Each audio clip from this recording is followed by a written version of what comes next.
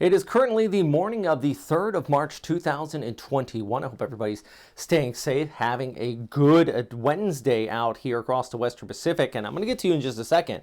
Let's talk about the Southern Pacific at this time because we have our tropical storm Niran here just off the coastline of Queensland. And this has been bringing some rough weather. Plenty of convection in the center of circulation. It is rated a tropical storm at this time with winds of 101 gusting to 129 kilometers per hour, moving slowly towards the east, but it has been lingering here for a few days. And even as a tropical low, it brought some significant impact, especially to agriculture. The banana crop taking a very serious impact here. I've actually seen a few reports of widespread damage there. So this could actually have a reverberating effect across the far north as we go ahead over the upcoming weeks here as far as these crops are concerned. Now this is north of Innisfil, around Cairns, that area up there. Thing is, you're still looking at some rough weather along the Queensland coast here. Definitely the surf is up right around the reef. You're still absolutely atrocious.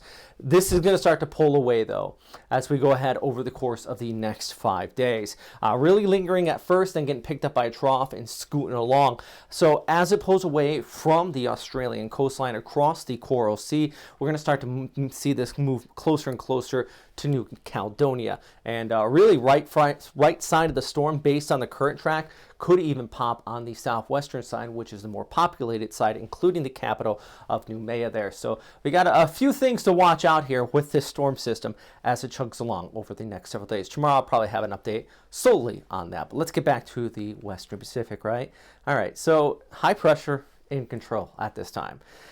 Overall, the easterlies remaining hot out here as well. We do have a cold front diving in out of Japan, actually a fairly potent cold front. In fact, this is as we went ahead through the second into the third, temperatures were pretty warm out ahead of this front. I mean, look at this one. You had this temperature recorded about 19.7 in Saita there. Then just 12 hours later, down to 8.2 degrees. In Fukui, 16.7 degrees was recorded. 12 hours later, down near the freezing point. So we're talking about a potent cold front here with these temperatures dropping behind it. South of that front, though, it's been hot. Let's just say that. And you're thinking Southeast Asia, the tropics. Of course it's hot, Robert. Well, it's a little hotter than normal. I mean, look at this report out of Thailand right here.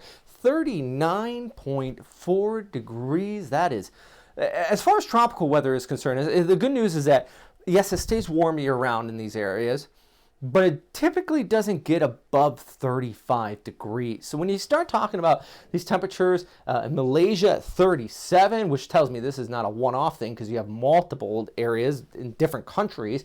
I mean, Laos at 36, just absolutely baking out here with that heat. And unfortunately, that cold front coming out of Japan doesn't look like it's going to reach that far south. In fact, still kind of bringing some on and off showers across northern areas of Luzon because this is butting up against the tropics, but it's not a full-on cold surge. We're not seeing it push colder air all the way into the tropics. So kind of stopping and stalling out in northern areas of Vietnam, northern areas of the Philippines before it lifts back north, and those warmer easterlies return through the latter part of this week. So the heat, maybe you might get some cloud cover, a little bit of a break, but it ain't going anywhere very fast. All right, let's take a look at the extended forecast because a few people have been asking me about this through mid-March. So I'm talking about a week and a half out.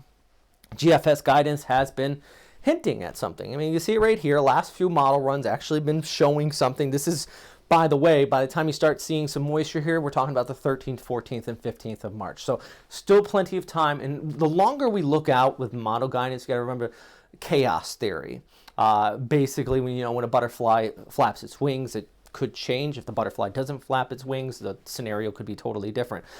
With model guidance, that's kind of what we're looking at here, So when you're out over the ocean, we don't have anything initializing at this time. Yes, the GFS has been hinting at it, but there's just no initialization. So the chaos theory, the different outputs from the model is all over the place. So yeah, you see this, but I wouldn't take this as gospel at this time. It's just very interesting. We're to keep an eye on it. Even the Pagasa is saying next week there's a chance of something developing out here around Palau towards the southern half of the Philippines. Definitely worth watching heading into next week. That's the main thing.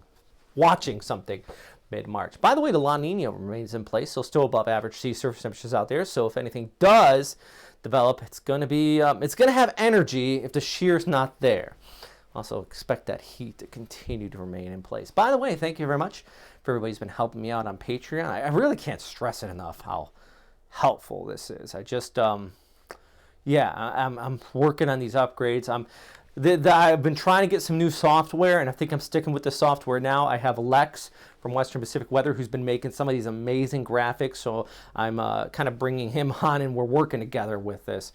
Try to make these graphics better, but I'm also trying to upgrade some of these studio equipment. So my goal in the end is to make something that is helpful for all of you guys. I'm doing this pretty much on the side, so not a full-time job at all. All right, check out that Patreon if you want to help out. Also stop by westernpacificweather.com. That's where you can find some more information and all the links that I use to produce this update.